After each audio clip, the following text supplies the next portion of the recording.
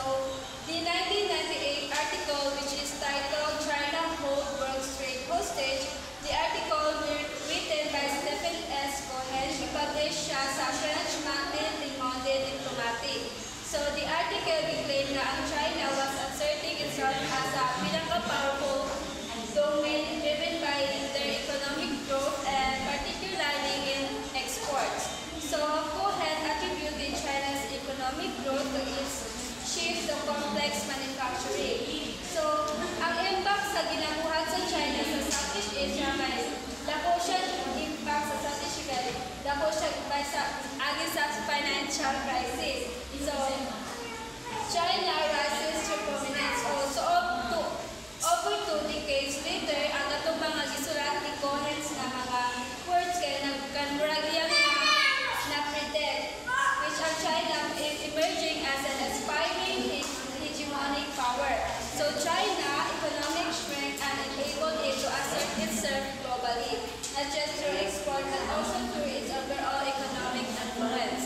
So after kuan ang China ni naabot sila na member sila sa World Trade Organization, China swiftly integrated into the global economy. So China's growth has been rapid and impactful, enabling it to become the second largest economy in terms of GDP.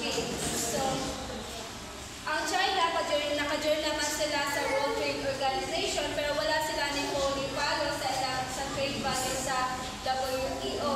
So ang China's economy is secretive, nung itawag siya black box due to their unclear decision making of unreliable data na gi-provide sa GDP. So ang mga akuan, ang trade practices sa China gitawag siya or described as mercantilist and protectionist kay i-manipulate nila ang currencies o nag-produce sila more oversupply sa markets. So ang China nagamit sila ng tariffs and tariffs barrier para ma-restrict ang foreign trade. So ang impact sa other countries sa ginabuhin sa China kaya nakapik siya ang US o ang India na manapiktuhan siya sa ginabuhin sa China sa ilang dumping policy, siling mga commodities na low price. So ang US o ang India kaya katong ilang mga ipamaligya low price sila ilang ikuan sa ginabuhat sa China kaya daghan sila ginasupply.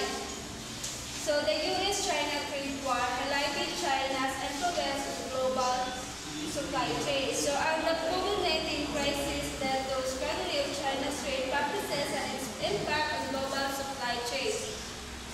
That's all. Thank you.